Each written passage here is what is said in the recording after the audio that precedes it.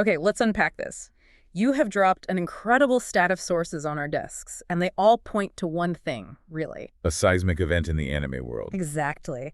We are talking about the return of a legendary franchise, and the details in these sources about the new trailer and art reveal, they're just brimming with information. Yeah, they really are. So our mission today is pretty laser-focused. A deep dive into the new trailer for Mononoke the Movie, The Curse of the Serpent. We're not just going to read a press release here. No, of course not. We are going to extract the key dates, dissect the phenomenal creative forces behind this, and most importantly, revisit the foundational lore that makes this series so compelling. And this is a monumental announcement. I mean, it's more than just a sequel. It's being framed as a real cinematic landmark event. Slated for 2026. Yeah, 2026. And the new trailer and artwork have predictably raised anticipation to a total fever pitch, especially for people who love that blend of mystery and, supernatural horror. Okay, so before we get lost in the excitement for the new film, we have to ground ourselves in the original, the 2006 Mononoke TV anime. It's the essential base layer for everything. Right. Why did that original series resonate so deeply? Why are we still so invested in this world, like 2 decades later? Well, I think it's the foundation. It's the shift from just standard ghost stories to something more like a psychological critique. We're in Japan's Edo period, feudal Japan. Mm-hmm.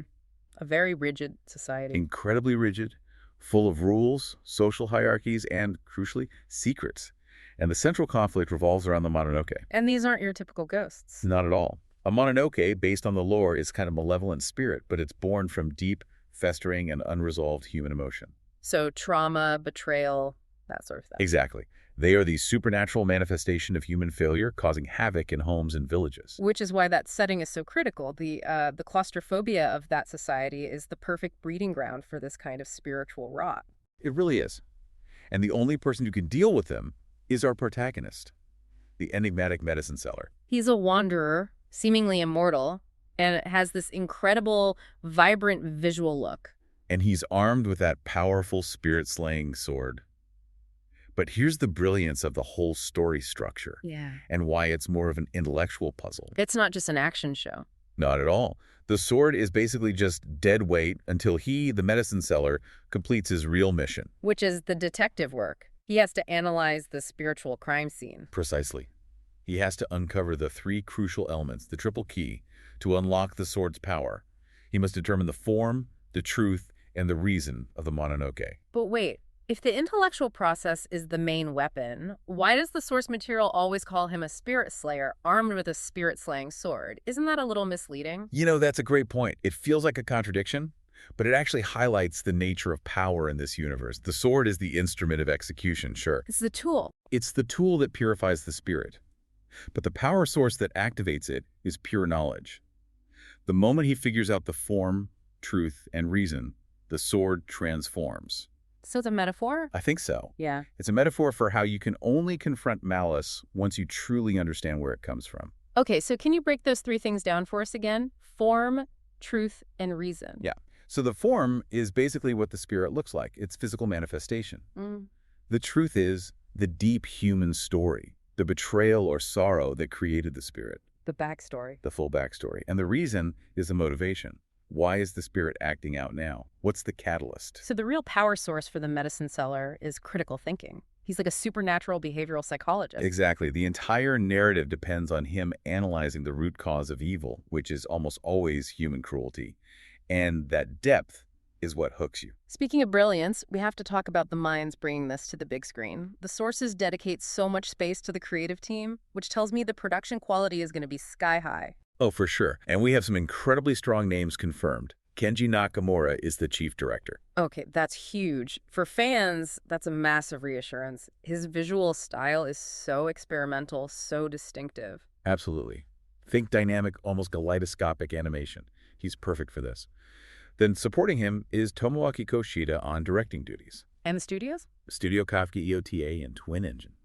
The screenplay is by Yasumiya Tarashi, so the philosophical depth should stay intact. Beyond the direction, though, Mononoke is so defined by its textures, its colors, its sound. It's an entire sensory experience. Well, the soundscape is handled by Taku Iwasaki. He's doing the film's haunting score. He's known for blending traditional Japanese instruments with modern dissonant sounds, right? It creates this perfect unsettling tone. Exactly, that sense of escalating dread and ritual. And then visually, the original character designs are from Kitsuneko Nagata. I love her work.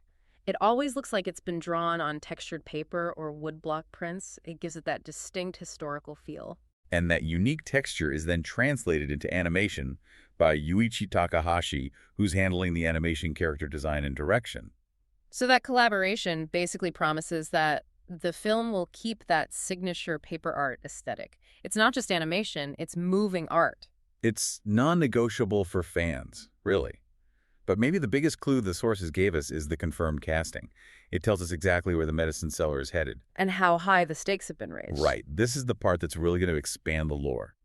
Miyuki Sawashiro is taking on the role of Sandaime Midaidokoro, Which the sources identify as. the shogun's third wife. Wow. Okay. Yeah.